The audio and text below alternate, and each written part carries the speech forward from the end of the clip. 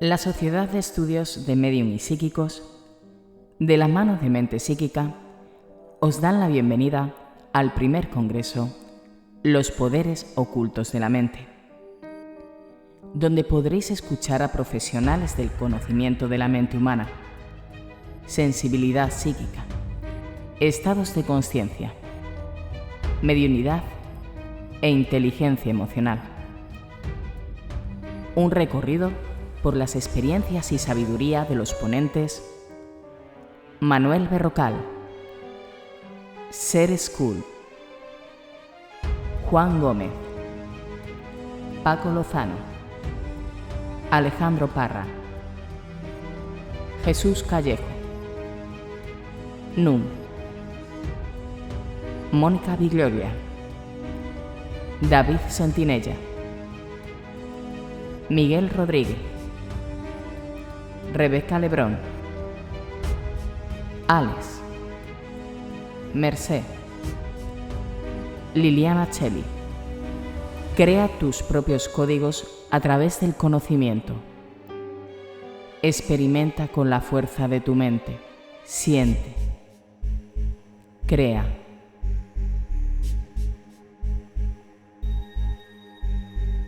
Vive.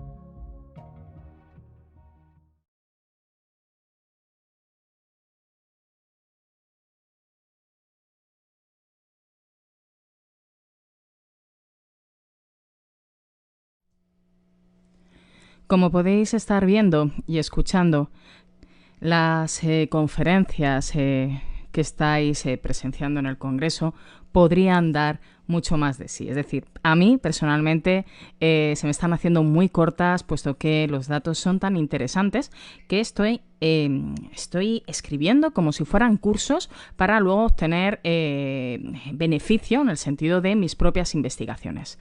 Investigaciones y conocimiento que nos trae el próximo ponente.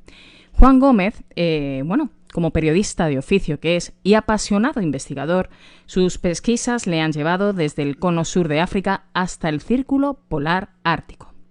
Actualmente dirige y presenta el programa Nueva Dimensión, entre tantos, ¿no?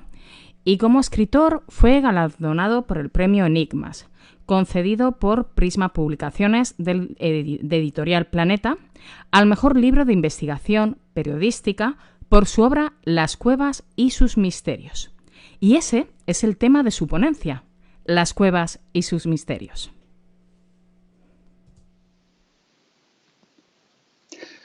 Hola a todos, gracias por invitarme a este espacio y, por supuesto, invitarme a esta cita especial virtual, hay que decirlo. No es una cita, ojalá dentro de poco nos podamos ver pronto y tengamos esa oportunidad de poder conectar de tú a tú, pero de momento esta quizá es una buena manera para iniciar esta aventura de divulgación de misterios, de historias que muchas veces rayan con lo insólito y que desde luego nos sorprenden y nos encantan a todos. He de agradecer, por supuesto, tanto a Hugo como a Merce, los que han aportado su energía y su trabajo en este primer congreso de los poderes ocultos de la mente, que me hayan invitado.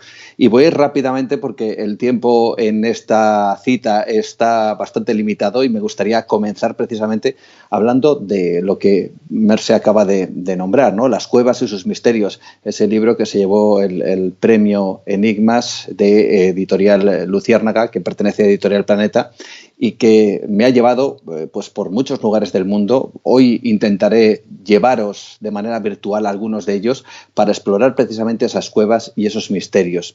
Hay que decir que, por ejemplo, las cuevas, habitar en las cuevas como lugar donde ese vamos a decir, ese espacio nos permite sobrevivir, quizá pensemos que es algo realmente antiguo, algo que ya no nos pertenece, algo que quizá pertenece a nuestros ancestros, pero no a nosotros.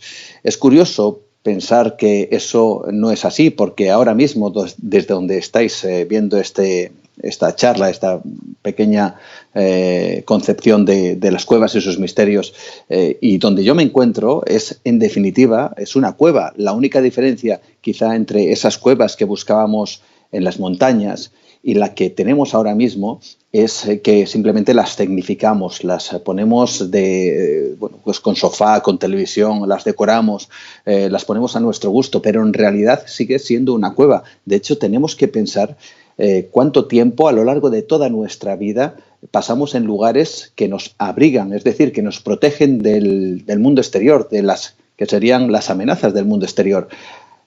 ¿Por qué es esto? Bueno, pues porque como especie las necesitamos. Necesitamos esta carcasa que nos envuelve y que estos días nos ha envuelto más que nunca. Porque no somos muy rápidos, por ejemplo, a la hora de correr delante de un león, ni tampoco somos muy fuertes para poder luchar contra él. Así que la única forma que el ser humano ha tenido para poder sobrevivir y llegar hasta donde estamos es precisamente las cuevas. Es curioso porque antes las buscábamos en las montañas, pero ahora ya no nos hace falta buscar esas cuevas porque lo que hacemos es construirlas. Ni siquiera construir la cueva, sino construir la montaña. Fijaos bien, tan solo hace falta, si estamos en una gran ciudad, mirar por el balcón o la terraza de nuestro hogar y darnos cuenta que en realidad ya construimos esas montañas, esos grandes edificios cada vez mucho más altos, no dejan de ser montañas artificiales que las llenamos de agujeros y nos metemos dentro. Ahí es donde vivimos, en esas pequeñas oquedades que hemos creado en edificios o en casas, pero sigue siendo nuestra cueva. A partir de ese momento tenemos que pensar que eso de vivir en una cueva no es algo tan antiguo, sino algo profundamente humano y profundamente conectado a nuestra especie. Sin ellas no estaríamos aquí, y sin la cueva que nos rodea, mucho más tecnificada, probablemente tampoco. De hecho, solo hay que fijarse en estos últimos días cuando algo tan pequeño como un virus pues nos ha obligado a encuevarnos durante estos meses. Así que, desde luego, gracias a este enclave y a esta carcasa, pues podemos mantener cierta distancia ante ciertas amenazas, ¿no? Y lo que pasa es que las cuevas, independientemente del lugar donde residamos o el lugar que hayamos escogido para que nuestra cueva sea lo más bonita posible, para que también nos haga la vida más agradable, es cierto que no solo ha sido la cueva el hogar de los hombres, sino también el hogar de los dioses. ¿Por qué digo esto? Fijaos bien, aquí quizá ya entramos en ciertos terrenos mucho más intensos, mucho más curiosos. Y es que, por ejemplo, hay que pensar que Zeus, el famoso dios griego, curiosamente nació en una cueva. Curiosamente, a su adolescencia tuvo que huir de su padre y se refugió también en otra cueva, y allí, en el interior de esa segunda cueva, en su adolescencia de Dios griego, evidentemente, pues adquirió todos sus conocimientos, precisamente en una cueva y no en otro lugar. Pero es curioso pensar que, por ejemplo, Mitra, el famoso dios del mitraísmo, también nace en una cueva. Esto quizá pudiera ser casualidad, de no ser porque también existe la cueva como el centro neurálgico, por ejemplo, para la religión hinduista, para la religión budista. De hecho, hay un lugar en Indonesia que se llama la cueva de Bantung. Para llegar hasta ella hay que ascender unas escaleras que llegan casi a las 1500 escaleras aproximadamente. Y bueno, lo que nos encontramos justamente al final es la famosa cueva de Bantung, que es el lugar más sagrado para el hinduismo a nivel mundial, y lo encontramos precisamente en una cueva.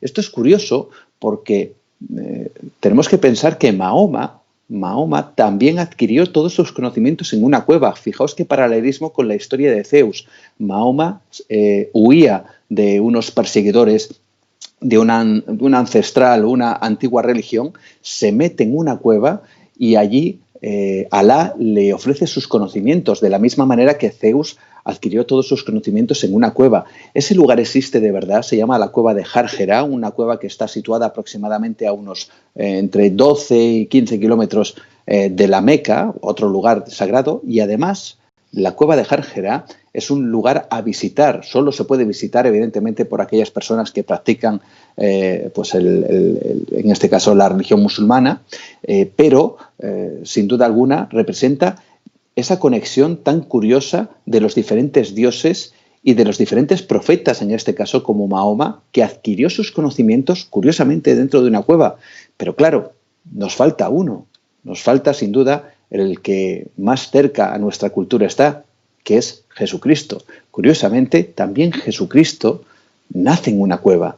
Así que tendríamos que pensar por qué todas las religiones, o casi todas las grandes religiones, incluso las antiguas, las ya desaparecidas, tienen esa unión tan curiosa con las cuevas, con adquirir conocimientos o incluso que los dioses hayan nacido en ellas. Es realmente interesante. Así que uno cabe preguntarse que si estas cuevas puedan ser en realidad puertas a un conocimiento que fue llevado, en este caso, a la figura de los dioses. Hay que decir, por ejemplo, incluso Apolo, ahora que lo recuerdo, Apolo también nace en una cueva, el famoso dios también. Por lo tanto, nos encontramos que hay alguna conexión que parece divina. Y para algunos, y quizá hoy vamos a descubrir algunas cositas, también puede ser demoníaca. ¿Pueden ser puertas al conocimiento? Esa es la pregunta que yo me hago. Así que si para los dioses ese lugar pudo ser la partida de algo que realmente tocaba con lo divino, bueno, pues quizá para nosotros también haya podido ser la primera puerta al conocimiento de nuestra humanidad.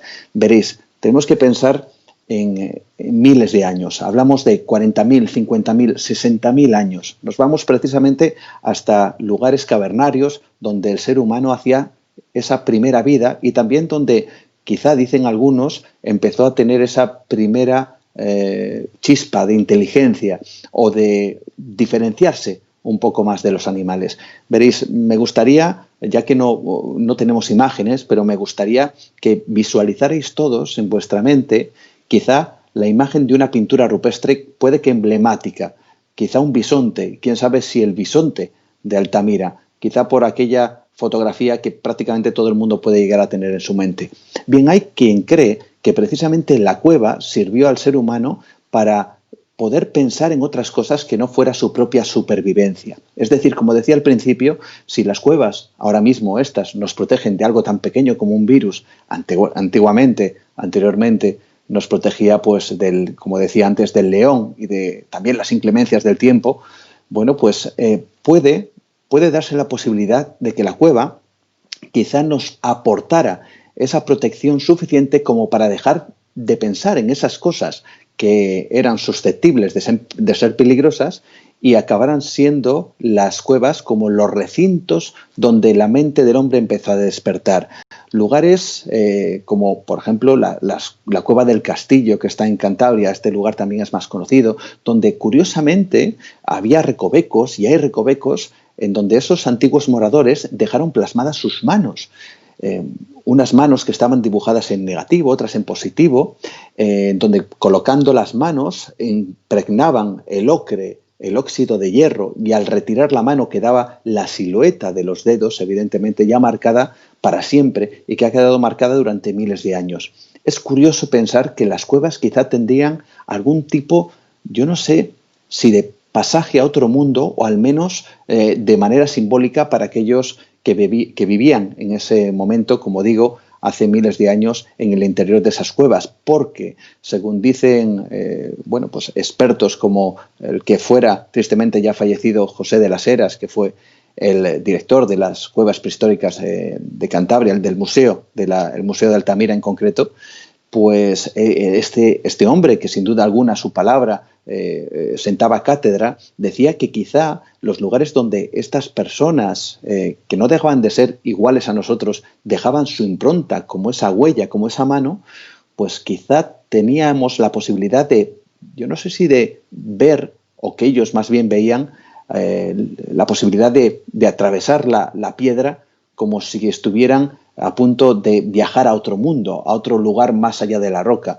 Esto es curioso porque yo he tenido la oportunidad de poder hacer ese experimento, de colocar mi mano en una piedra, en una roca, y que me impregnaran con ese óxido de hierro, con ese ocre, además con la técnica, supuesta técnica que se realizaba, como digo, hace 40.000, 50.000 años. Y es increíble, es impactante poder descubrir algo al menos visual, que yo, que vivo en un mundo globalizado, en un mundo tecnificado, donde prácticamente hay gran cantidad de estímulos y todos quieren atraer tu atención, es curioso como ese simple hecho de colocar la mano, de que te impregnaran el ocre y colocar la mano en la roca, hacía un efecto a nivel visual realmente increíble, y era el hecho de que tu mano con la roca adquirían el mismo color, de manera que se mimetizaban de alguna forma. Es decir, a nivel visual era como si tu mano hubiera atravesado la roca, porque solo podías ver prácticamente desde tu muñeca hacia arriba, hacia el brazo. Bien, si eso a mí me impactó sobremanera, yo no sé cómo impactaría precisamente esa visión en aquellos hombres. Quizá veían algo en las cuevas, quizá eran esos portales hacia otro mundo, aunque sea de manera simbólica, o quizá eran esas puertas al conocimiento que llegaron a utilizar los propios dioses. Lo que pasa es que también nos encontramos con cosas realmente extrañas, que no solo eran manos, o esos famosos bisontes, o ciervas, o caballos, o algún tipo de animal que podemos reconocer, sino que también existen otro tipo de elementos, como las pinturas tectiformes, que no entendemos o no sabemos qué es lo que significan. Son rayas, son líneas, se cruzan entre ellas, no parecen tener un significado claro. Hay quien cree que pudiera ser algún tipo de conocimiento matemático, algo realmente extraordinario, si tenemos en cuenta que a esos hombres les suponemos pues un poco avanzados en ese aspecto. Pero lo que es curioso es pensar que esas cuevas ancestrales parece que eran algo así como una proyección de lo que estaba ocurriendo fuera. Me explico. Los animales, en la mayoría de las cuevas, nos los encontramos a la altura de los ojos, es decir, como si los viéramos en el exterior. Y todo aquello que estaría en los techos de las cuevas quizá pudiera representar precisamente aquello que veían en los cielos. Es algo realmente insólito. Claro, quizá alguno de vosotros esté pensando que los famosos bisontes de Altamira están precisamente en un techo. Y es que, precisamente, es el techo de Altamira el que produce verdadera conmoción, incluso a algunos prehistoriadores y, sobre todo, a algún investigador que ha querido intentar descubrir qué había más allá. Porque, claro, si son conocimientos, y esos conocimientos estaban ahí, quizá pudieron plasmarlos, solo que de manera que nosotros no podamos entenderlo. Bien, vamos a ir a través de una investigación que realizó una mujer. Ella se llama Luz Antequera, ella es profesora en la Universidad Complutense de Madrid, e hizo algo extraordinario que me gustaría trasladaros a nivel gráfico para que entendáis la magnitud de aquello que descubrió, aunque otros de su gremio y arqueólogos e historiadores no compartieron su trabajo, pero en definitiva parece todo una inmensa casualidad en caso de que lo que descubrió Luz Antequera lo fuera. Pensemos en el techo de Altamira, esos bisontes que quedan clavados allí. Bien, lo que hizo esta mujer fue trasladar cada una de las figuras al cielo de hace unos 15.000, 20.000 años, que fue aproximadamente cuando se pintaron esas figuras, esos famosos bisontes. Y lo que hizo fue intentar colocar según los puntos celestes cada uno de los bisontes. Bien, lo que descubrió es que prácticamente de las figuras, de todas las figuras que había, aproximadamente 10, 12 figuras coincidían plenamente con puntos celestes, lo cual fue realmente intrigante. Pero esta mujer fue más allá, porque recordemos que la bóveda celeste es eso precisamente, una bóveda. Va desde un punto, sube al cenit del cielo y baja al otro lado, por ponerlo así. Sería algo así como una especie de semiesfera. Así que lo que hizo esta mujer fue acoplar el techo casi plano de la cueva de Altamira a esa bóveda y descubrió que en vez de 10 figuras eran prácticamente todas las que se unían con puntos celestes. Así que, ¿de qué estamos hablando? ¿De qué clase de conocimientos? ¿Cuáles son esos conocimientos? ¿Fue todo producto de una casualidad? ¿O realmente aquel artista o aquellos artistas que pintaron eso lo hicieron con unos conocimientos plenos de lo que hacían? Y si esto es así, ¿por qué lo hicieron en el interior de la cueva? ¿Y qué es lo que querían representar? Si realmente querían representar puntos estelares, ¿por qué en el interior de la cueva? ¿De qué les servía? Bueno, pues esto es uno de los grandes enigmas.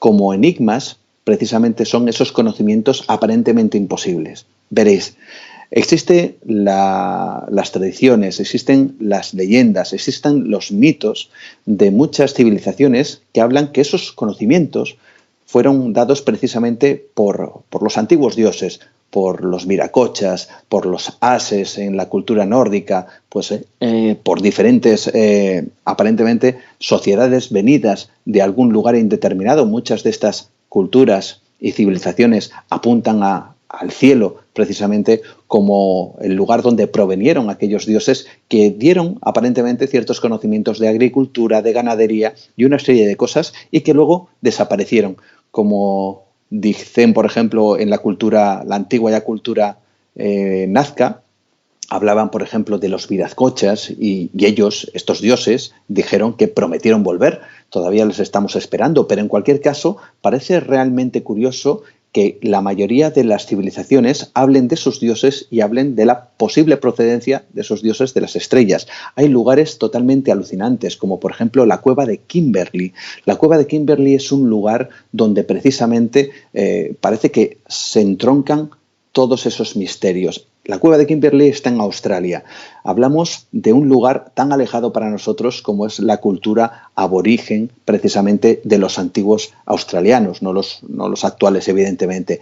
Veréis, cuando llegaron allí los primeros europeos, sobre todo un investigador apellidado Ford, este hombre llegó a la cueva de Kimberley, que se llama así porque está situado en ese condado, en el condado de Kimberley, y cuando entró se encontró con unas figuras realmente extrañas. Alguien había dibujado una suerte de cabezas enormes, con ojos gigantescos, con una mirada absolutamente fría, observadora, casi lo que hacía era escrutar a la persona que estaba viendo esa figura. En algunos de estos casos, la cabeza se completaba con una suerte de trajes que es cierto, no quisiera yo dirigir el pensamiento a nadie, pero es cierto que nos recuerda a la figura de un astronauta, y además con algo muy interesante, y era que esas figuras que estaban dibujadas ahí tenían la tez absolutamente blanca y además tenían calzado, tenían botas. Es curioso pensar que cuando llegaron allí los europeos, los aborígenes no iban calzados. Por lo tanto, ¿de dónde sacaron esa idea del calzado en las botas? Pero lo interesante fue cuando preguntaron precisamente a estos aborígenes sobre la historia. ¿Quién había dibujado a los que ellos llamaban Wanjingas, sus dioses, antiguos dioses que habían llegado de algún punto determinado del universo, del cielo, y que les había aportado, como otras tantas civilizaciones, conocimientos en agricultura y en otro tipo de materias, y que luego con el tiempo desaparecieron y volvieron hacia el lugar de procedencia o su posible lugar de procedencia? Bien, cuando los europeos llegaron y se encontraron con todo esto, preguntaron a los aborígenes sobre esta historia. ¿Quiénes eran esos personajes pálidos? Porque tenemos que recordar que los aborígenes son prácticamente negros. No había posibilidad que ellos hubieran conocido a algún europeo que hubiera llegado allí y que lo hubieran dibujado, y más con esas características. Bien, los aborígenes dijeron que esos eran sus dioses, los Wanjingas, que habían llegado desde un punto, como digo, indeterminado del cielo y les había proporcionado conocimientos. Pero lo más increíble de todo esto fue que los propios aborígenes afirmaron que esas figuras, esos wanjingas, esas grandes cabezas con esos ojos que también nos recuerda a la típica imagen quizá de un extraterrestre, tenemos que pensar que los aborígenes dijeron que ellos no habían pintado esas figuras, sino que habían sido los propios wanjingas los que se habían autorretratado precisamente en esa cueva de Kimberley. Es decir, que los propios dioses habían utilizado diferentes elementos y se habían autodibujado en la roca de esa cueva, lo cual sorprende de manera intrigante y increíble, ¿no? Desde luego estamos ante uno de esos lugares en donde parece que nada de lo que sabemos a nivel histórico y a nivel arqueológico parece que se rompe por todos los lados cuando descubrimos esta cueva y cuando descubrimos que en realidad los aborígenes no conocían ciertas cosas y sin embargo estaban plasmadas precisamente en esa cueva. Pero puede formar parte de los mitos, sin duda alguna, puede formar parte de la historia de las leyendas, ¿no? De muchas civilizaciones. Leyendas que, por cierto, también nos llevan a otra elucubración, ¿no? El hecho que esos dioses que habían aparecido de las cuevas o esos profetas nos anunciaban algo realmente sorprendente, y era el hecho de que nosotros éramos precisamente creados o habíamos sido creados por aquellos dioses. En diferentes culturas o en diferentes religiones nos dicen que Dios creó al hombre o que los dioses crearon al hombre.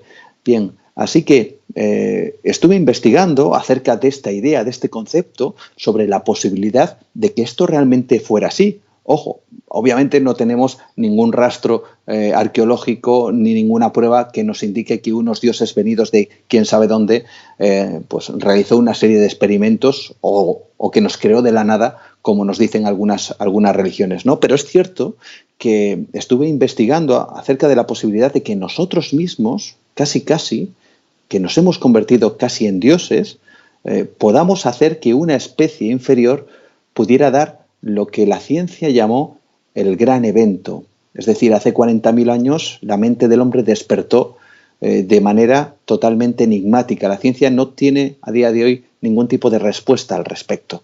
Así que intenté averiguar si el hombre había intentado hacer eso mismo, despertar la mente de algún que otro, en este caso ser que podríamos calificar como inferior.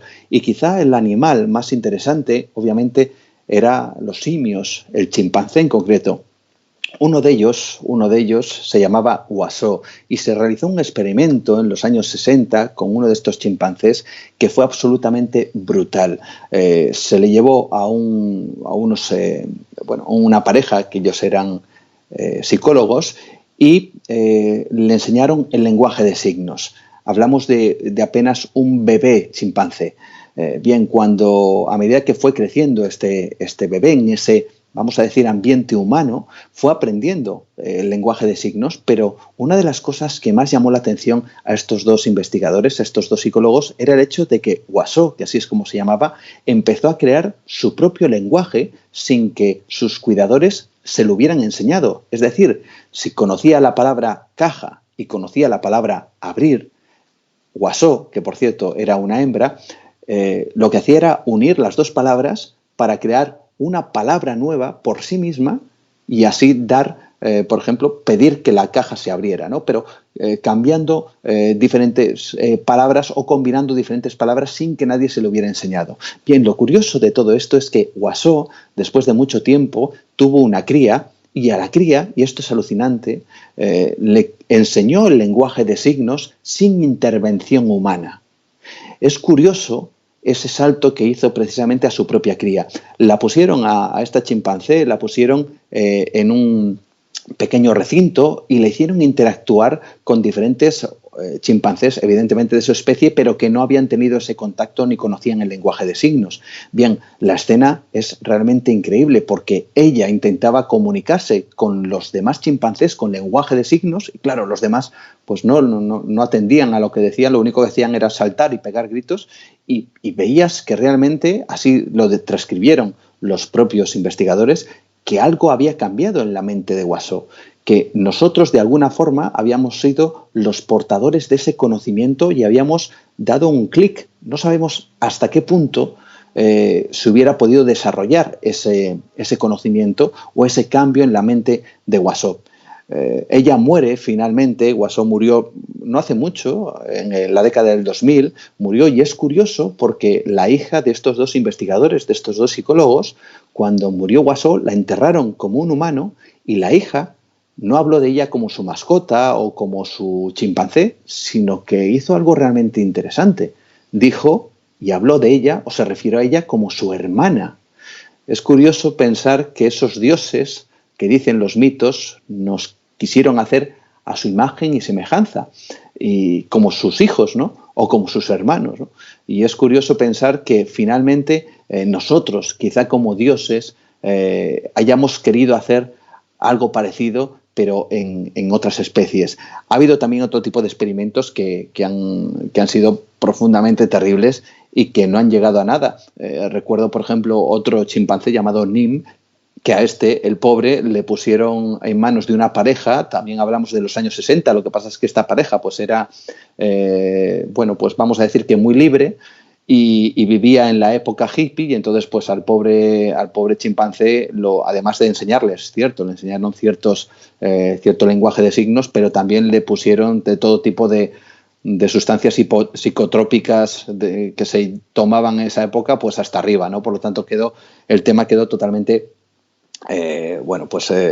desahuciado para la investigación, ¿no? Bueno, estábamos hablando de cuevas, ¿verdad? Estamos hablando de ese conocimiento, de esos dioses. Y yo decía al principio que quizá esos dioses, ese aporte de conocimientos, pues ellos mismos nacieron en cuevas o surgieron de cuevas.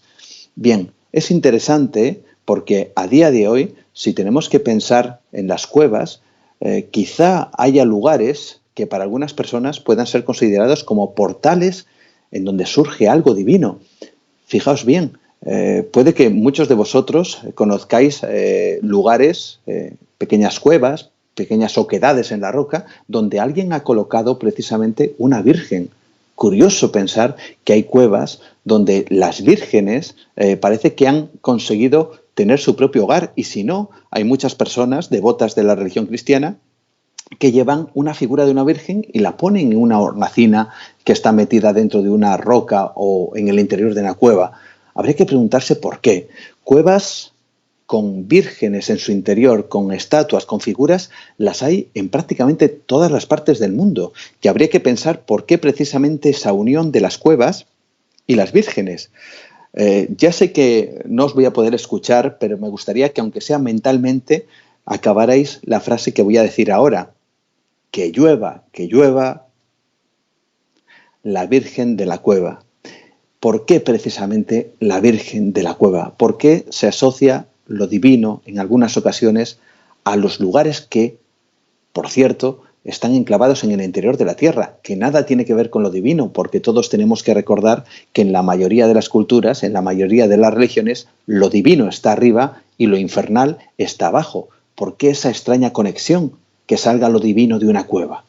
Esto es realmente interesante. Veréis, hay quizá algo que a mí me ha sorprendido y es el hecho de que existen casos lógicamente muy conocidos en donde esas manifestaciones de estos seres, supuestos seres o supuestas divinidades, han surgido en el interior de una cueva. Veréis, creo recordar ahora mismo, por ejemplo, en Fátima, recordamos a principios del siglo XX, como en Fátima a 4 pastorcitos se les aparece una virgen precisamente en la cueva Iria, una cueva en donde estos pastores, estos pequeños, pues dicen ver algo extraordinario y que aseguran que era precisamente la Virgen. Es curioso pensar en la posibilidad de que aquello que se manifestara, y yo respeto, por supuesto,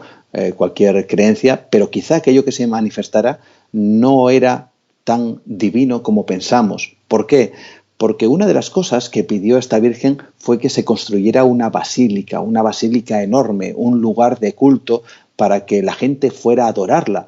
Es curioso, porque esta Virgen que mandaba mensajes, pues muy afligida por los males de la tierra, por los males del hombre, por lo mal que se comportaba el hombre con su prójimo, con la naturaleza, al mismo tiempo no le importaba que la gente de la zona se empobreciera con tal de tener una basílica.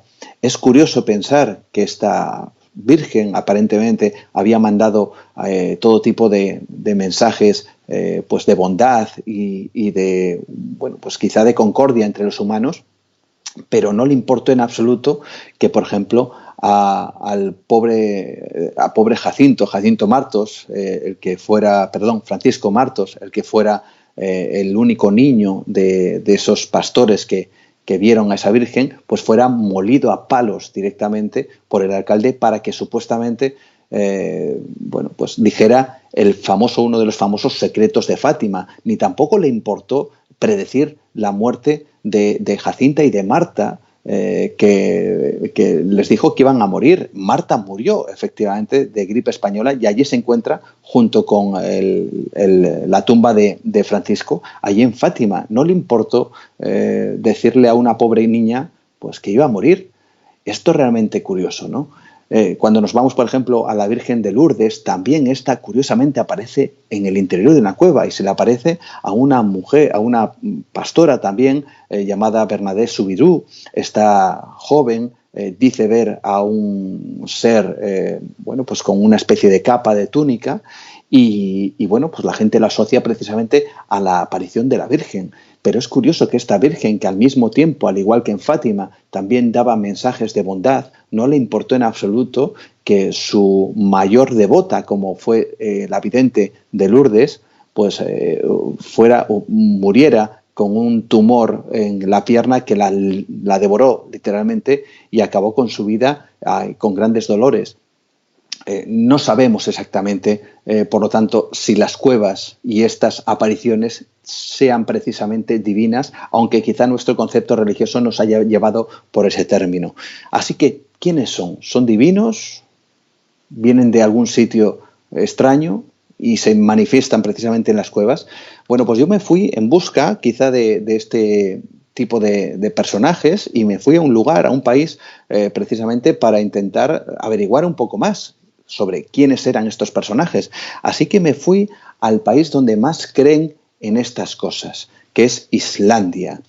En Islandia, en mis viajes, diferentes viajes que realicé para también poder realizar este libro, lo que hice fue, pues obviamente hablar con muchas personas allí, porque en Islandia, a pesar de ser un país pues modernizado como nosotros, europeo, y que pues que está muy alejado de quizá otras culturas que nos puedan estar quizá menos desarrolladas en este aspecto, pues allí no me encontré que prácticamente más de la mitad de la población cree que dentro de las cuevas, dentro de los promontorios de roca, de las montañas, de pequeños lugares donde las rocas se amontonen, ahí habitan seres invisibles. Ellos los llaman los Hudafolk.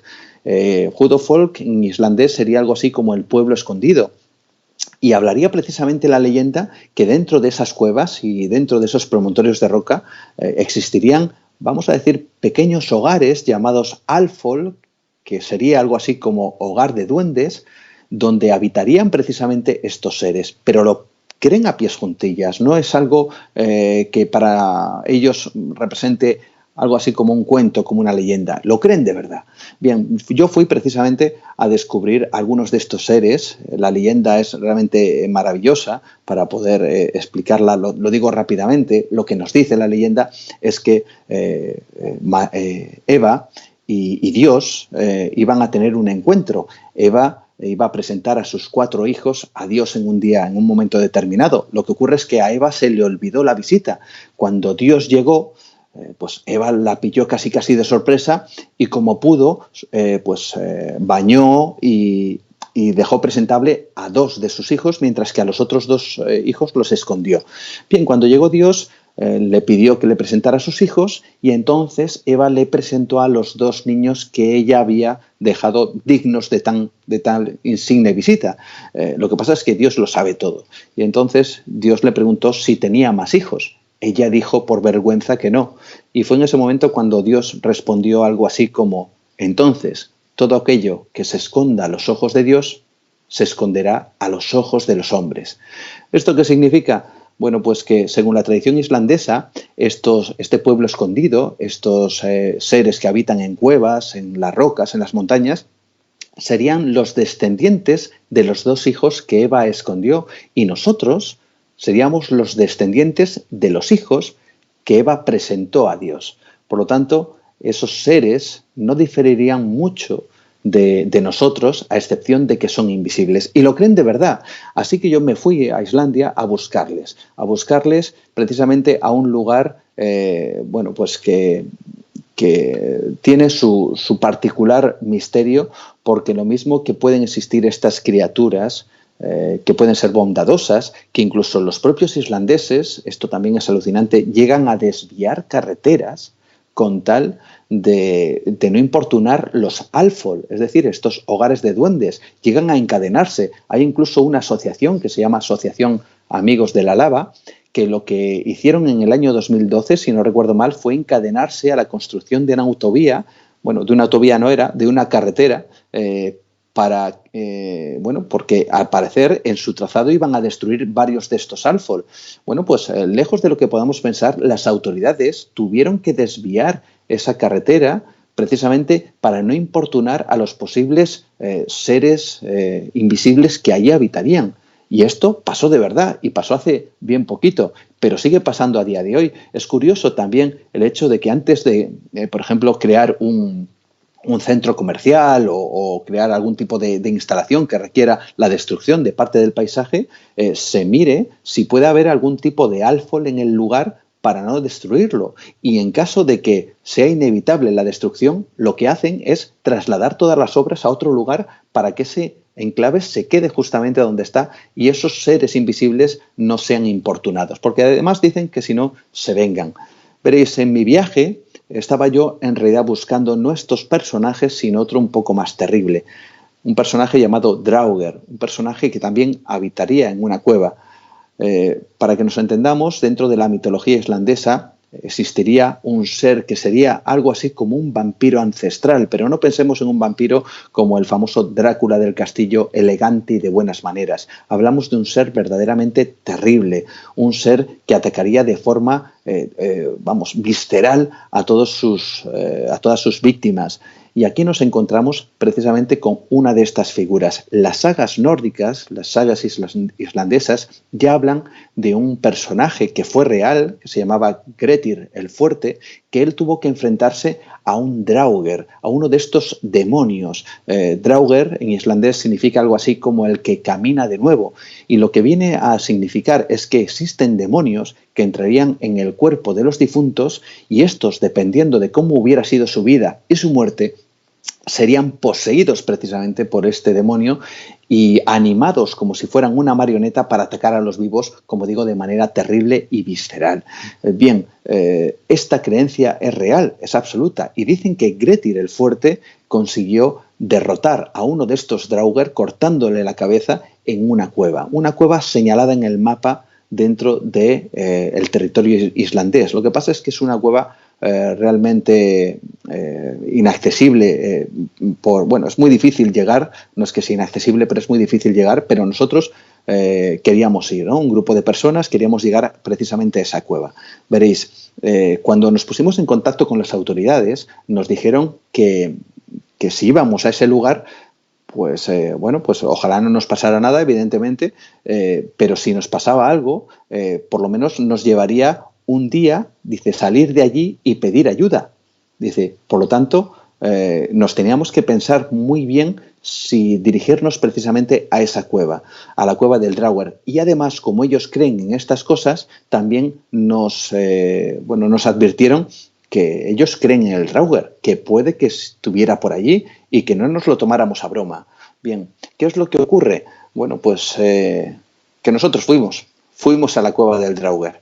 Veréis, con el grupo muy reducido, atravesamos toda una zona inhóspita de Islandia. Llegamos afortunadamente sin ningún tipo de problema, entramos en la cueva y he de decir que hubo personas que se paralizaron absolutamente en el interior de esa cueva. Se quedaron totalmente inmóviles, como si alguna fuerza, algo extraño, realmente no les hiciera avanzar. Recuerdo una chica que literalmente se quedó paralizada y yo personalmente pues la animé, la tuve que ayudar un poquito, incluso me quedé por detrás de ella para que tuviera la sensación de no ser la última, es decir, de que detrás de ella quizá no había nada invisible, ¿no?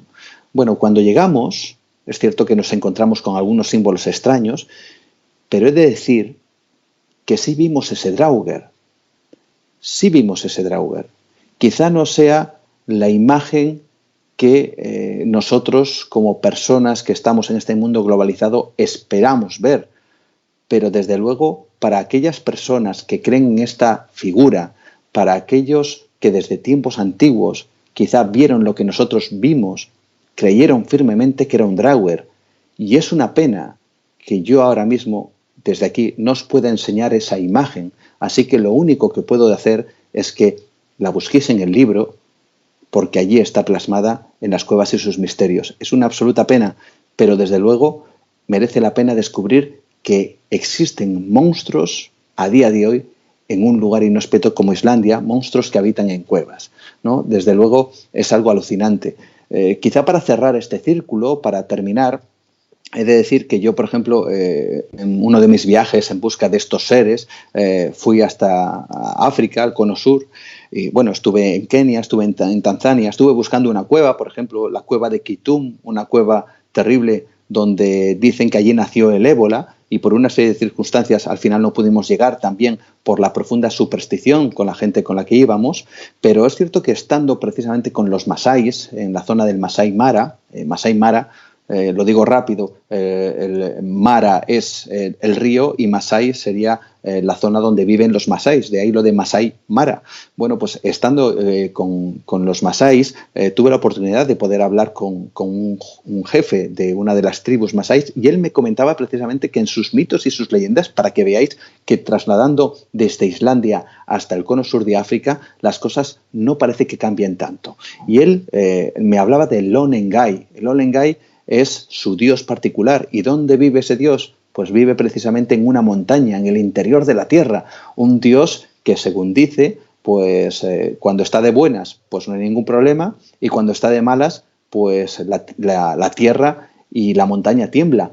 ¿Y por qué lo dice? Bueno, porque el Onengai es además un volcán, así que es normal que piense que efectivamente dentro de ese volcán existe un dios que de vez en cuando les quiere hacer la vida imposible. Pero para que veáis que en el fondo muchos de esos dioses que tenemos asociados al cielo en realidad parten y nacen precisamente del interior de la tierra, del interior de las cuevas.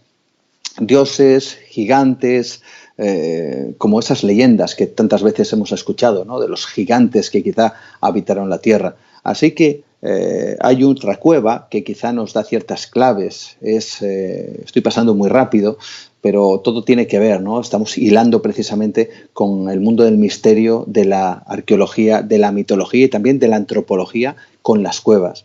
Porque también la figura de los gigantes o esos dioses gigantes que llegaron, también nos lo encontramos, por ejemplo, en Honduras, en una cueva increíble que se llama precisamente así, la Cueva del Gigante. Y allí lo que dicen los mitos es que en esa cueva habitaban gigantes y además que entablaron encarnizada lucha con algunos de los, vamos a llamarles humanos que habitaban de las diferentes tribus de la zona, pero que también dicen que eran capaces de mantener en igualdad de condiciones una pelea con una suerte de megafauna que estaba en esa zona. Así al menos quedaron en los mitos y en las leyendas de Honduras. Y ojo, tenemos que pensar que esta cueva, llamada la Cueva del Gigante, es el punto arqueológico más importante de Honduras, con restos arqueológicos de hace unos 15.000 años, que es decir mucho para Honduras, precisamente. Y hay muchas historias de gigantes. Yo tuve la oportunidad, por ejemplo, de hablar con la Universidad de California, con una mujer que se llama Caroline Spock, porque salió incluso en diferentes publicaciones de los años principios del siglo XX hasta mediados aproximadamente, diferentes publicaciones de supuestos hallazgos de enormes cráneos y enormes huesos que supuestamente pertenecerían a gigantes. Uno de esos enormes cráneos aparentemente había quedado dentro de los archivos del depósito arqueológico de la Universidad de California. Así que me puse en contacto con una mujer que se llama Caroline Spock y ella muy amablemente me estuvo contando que efectivamente dentro de su archivo parece que tenían información de un enorme cráneo que había sido encontrado en el año 1946. Es curioso, también hay que decirlo, y puede que forme parte de la conspiración, el hecho de que posteriormente otra persona de esa misma universidad se puso en contacto conmigo para decirme todo lo contrario. Por lo tanto, estamos ante un enigma que no acabamos de resolver. Probablemente no serían gigantes como los que la mitología nos ofrece, pero quizá personas de enorme talla, personas que tuvieran unas capacidades físicas superiores, puede que al resto de la gente que habitaba en esa zona, pero no tendrían por qué ser seres mitológicos ni cualquier otra cosa, ¿no? Precisamente hay muchas leyendas, muchas historias. Yo recuerdo, por ejemplo, cómo una mujer, en este caso hablo de una princesa Paiute, la tribu de los Paiute, estaríamos hablando de los nativos americanos. Todo el mundo seguramente les suena los Cherokee, los Pieles Rojas, bueno, Pieles Rojas se decía a todos, pero bueno, las diferentes tribus que salían en la tele de los indios, ¿no? Pero sin embargo los Paiute no son tan conocidos, pero ellos tenían una princesa que se llamaba Sara Winnemucca y ella intentó hacer ver al hombre blanco que existían muchos mitos, muchas leyendas, y además intentó hacer ver al hombre blanco que ellos lloraban por lo mismo, que lloraba el hombre blanco, que reían por lo mismo, que se emocionaban por lo mismo. Desafortunadamente no hizo entender al hombre blanco que ella, la princesa Paiute y el resto de su pueblo, pues eran exactamente iguales al hombre blanco, ¿no? Porque fueron finalmente masacrados. Pero antes de eso ella escribió un libro donde ella comentaba precisamente algunas leyendas extraordinarias. Hablaba de una antigua y ancestral civilización que había supuestamente vivido en ese mismo enclave. En este caso también hablamos de la zona de California, donde habían existido seres de enorme talla que ellos les llamaban los Sitekaj. Es decir, sería la traducción en lengua paiute, los comedores de tule. El tule es un material que se utiliza, por cierto, para la navegación. Entonces, lo que nos encontramos es que después de esos mitos, de esas historias, de esas leyendas, es interesante averiguar cómo precisamente en California existe una cueva extraordinaria donde nos dan a entender que quizá allí también habitaron gigantes. Es la cueva de Lovelock y curiosamente unos investigadores entraron precisamente en esa cueva y encontraron lo que parece ser, o lo que a nuestros ojos parece ser, una especie de mano que ha quedado impresa en una de las rocas. Una historia totalmente alucinante que desde luego nos lleva a pensar, pues quién sabe si algún día muy remoto hubo en esas tierras auténticos gigantes, que por cierto también recogieron las crónicas de Indias de diferentes conquistadores que fueron de España y que están recogidas, por supuesto, y que todo el mundo puede consultar cómo diferentes conquistadores llegaron a las diferentes partes de Latinoamérica y hablaban de seres blancos, pelirrojos, de enorme talla, y que quedaron plasmadas, como digo, en esas mismas crónicas. En definitiva, hay muchas historias, hay muchas leyendas, hay muchas cosas que conectan precisamente con las cuevas. Hay situaciones también que se llevan al espanto, ¿no? Como por ejemplo la cueva de Sablinskaya, que está en Rusia, donde supuestamente tras la Segunda Guerra Mundial parte de las personas que vivían en Leningrado se metieron precisamente en esa cueva para intentar sobrevivir al asedio que estaba haciendo Hitler y sus tropas a esa misma ciudad. Y como tiempo más tarde, en los años 70, cuando se reabren las cuevas, la gente empieza a desaparecer. Desaparece precisamente de ese mismo enclave. Dicen aproximadamente, según las autoridades rusas, que unas 20 personas al año aproximadamente desaparecen en ese lugar, en las cuevas de Sablinskaya, cerquita, como digo, unos 40 kilómetros de Leningrado, y desaparecen sin dejar rastro. Y no sabemos absolutamente nada. Es algo realmente insólito, como parece que lo divino o lo terrible se unen precisamente en estos lugares. Hay muchas historias de este tipo de desapariciones. Podríamos encontrarnos también, podríamos hablar de cuevas submarinas, como las cuevas o los agujeros azules, como el agujero azul de Dahab, donde se han reportado gran cantidad de desapariciones extrañas. Lo que nos dicen las autoridades en ese lugar que está situado entre la frontera de Turquía y Egipto es que en ese enclave, que es un agujero en el océano prácticamente, la gente entra para disfrutar de un submarinismo, hay que decir, ciertamente extremo, pero al mismo tiempo realmente bello, pues que han desaparecido dentro de ese agujero aproximadamente unas 50 personas. Eso es lo que dice el oficial, pero lo extraoficial nos dice que hay aproximadamente más de 100 desaparecidos. ¿Por qué? Porque de esos 100 hay 50 de los cuales no se sabe nada, no se ha encontrado absolutamente nada. Incluso hay un vídeo terrible en donde una persona que entra en ese agujero, un hombre llamado Yuri Litsky, se pone una cámara en su equipo, en la cabeza, y baja de manera vertiginosa como si algo le arrastrara hasta el fondo sin saber qué. Mientras bajaba, en ese vídeo se le oye a Yuri Litsky gritar constantemente "help, help, help". Ayuda, ayuda, ayuda. Bien, cuando baja más de 90 metros, la cámara hace algo totalmente desconcertante, algo que implica más misterio aún en toda esta historia y que yo no tengo tiempo para poder explicaros, pero que sí me gustaría remitiros al libro para que lo descubráis. En definitiva, las cuevas forman parte de nuestra vida, forman parte de nuestro mundo. Han servido para que muchas civilizaciones y muchos credos también se hayan manifestado dentro de esas cuevas. Por ejemplo, yo recuerdo ahora la cueva de Sedequías en Jerusalén, el lugar más importante, el templo absoluto de la masonería en el mundo. Y es la cueva de Sedequías porque recordemos que el rey Salomón era el gran maestre y dicen que su templo la construyó cogiendo rocas y piedras de esa misma cueva. Incluso el propio Oscar Wilde se asombró al entrar en esa cueva y ver que quizá pudiera haber cierta verdad en toda esta leyenda. Y precisamente en esa cueva se enclava el lugar más sagrado precisamente para una sociedad secreta. Sociedades en diferentes partes del mundo, diferentes credos, diferentes formas de ver, muchas veces hasta los negocios, porque sabemos que todo esto parece que entronca también con aquellos que manipulan o aquellos poderes en la sombra, muchas veces, pero que tienen las cuevas como lugares de culto, curiosamente.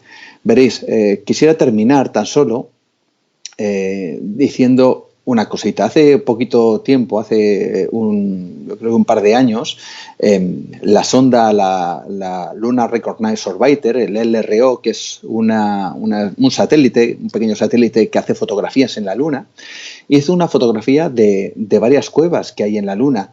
Que esto no sé si lo sabíais, pero hay muchas cuevas en la Luna y están fotografiadas. Y fijaos bien porque desde la NASA se lucubraba con la idea de que estas cuevas pudieran servirnos como protección para futuras misiones o en caso de que nosotros quisiéramos quizá dirigirnos a otros lugares de nuestro sistema solar o quién sabe del universo y poder habitarlos. Y decían como que estas cuevas podían servir a esas futuras misiones para que fueran el abrigo de la radiación solar y de otro tipo de elementos que nos harían imposible la vida. bueno, pues tan solo es curioso pensar en el hecho de que las cuevas, si nos remontamos hace miles de años, 60.000, 40.000, incluso más, fueron quizá las testigos de nuestro despertar en esta tierra, en el lugar que habitamos a día de hoy, y cómo quizá las cuevas también sean las testigos del despertar del hombre en las estrellas. Por lo tanto, nos hace cerrar ese círculo completo en donde las cuevas fueron esa quizá puerta al conocimiento, donde nos hizo despertar algo en nuestra mente, y ahora elucubran desde la NASA la posibilidad de que las cuevas sean el lugar donde precisamente despertemos, como digo, ya no a nuestra mente, sino hacia el universo. Así que, bueno, yo creo que hasta aquí este viaje, espero que os haya gustado, extraordinario por las cuevas, muchísimos misterios, he ido lo más rápidamente posible, precisamente no sé si os he contado las cosas demasiado rápido, pero como tenéis seguramente la oportunidad de ver esta ponencia en más ocasiones, pues seguro que así ya podréis coger todos los detalles que queráis. Y no olvidéis que también está justamente, creo que por ahí abajo, están diferentes vías de contacto por si alguien quiere enviar algún tipo de pregunta o algún tipo de experiencia o lo que queráis, o por supuesto los libros que tengo publicados. Y nada, muchísimas gracias por este encuentro virtual, gracias a la organización de este primer congreso Poderes Ocultos de la Mente, y espero veros y encontraros dentro de muy poquito. Un abrazo fuerte, un beso, adiós. Muchas gracias. Muchas gracias, Juan, por toda la información que nos has dado. Yo quería añadir a tu argumento, a tu conocimiento, que bueno, las personas que estuvieron escuchando la presentación del Congreso, la sociedad hizo referencia a unos futuros proyectos que bueno, son muy cercanos, donde vamos a seguir ampliando y haciendo más congresos en diferentes puntos del mundo. Vais a poder seguir pues escuchando las investigaciones de Juan Gómez ahí, como bien indica, abajo de su imagen, donde está tanto dirección de correo electrónico como redes sociales para poder seguir, pues todo el conocimiento que este hombre nos puede ofrecer.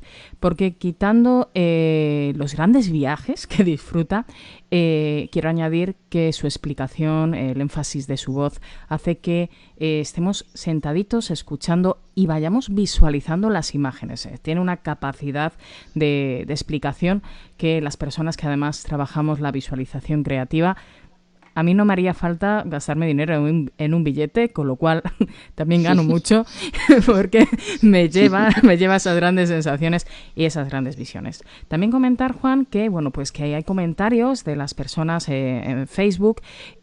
Como os hemos explicado, al ser una conferencia no podemos introducir preguntas, pero sí voy a destacar una porque te han escrito desde Perú, donde pues te hablan de una cueva llamada Punta Malacas, no sé si la conocerás, ubicada en Talara, al norte de Perú. Y dicen que hay muchas historias que están relacionadas con lo que estás exponiendo. Ahí te lo dejo para que la próxima maleta tenga otro destino y luego Perfecto. lo compartas con nosotros en los próximos congresos, que estamos encantados que puedas acudir y seguir estudiando contigo este maravilloso mundo de la investigación. Perfecto, pues será un placer, cómo no. Por supuesto que sí, descubrir esa cueva y muchas otras Sí. que tienen gran cantidad de misterios, cómo no. Te seguimos en la lectura. Muchas gracias. Un placer. A continuación os dejamos la portada del libro de Juan Gómez, Las cuevas y sus misterios. Este libro lo podéis adquirir tanto en Amazon como en vuestra librería habitual. Os recomendamos este libro.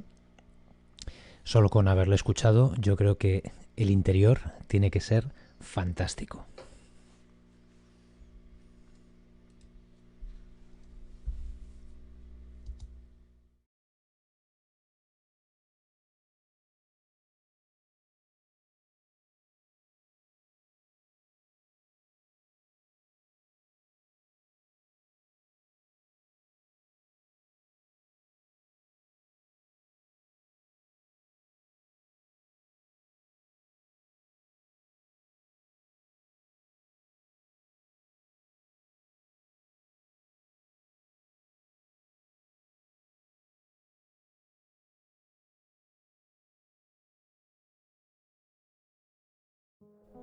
La Sociedad de Estudios de Medium y Psíquicos, de la mano de Mente Psíquica, os dan la bienvenida al primer congreso Los Poderes Ocultos de la Mente, donde podréis escuchar a profesionales del conocimiento de la mente humana, sensibilidad psíquica, estados de consciencia, mediunidad e inteligencia emocional. Un recorrido por las experiencias y sabiduría de los ponentes Manuel Berrocal, Ser School, Juan Gómez, Paco Lozano, Alejandro Parra, Jesús Callejo, Num, Mónica Vigloria, David Sentinella, Miguel Rodríguez, Rebeca Lebrón, Alex, Merced, Liliana Cheli. Crea tus propios códigos a través del conocimiento. Experimenta con la fuerza de tu mente. Siente. Crea.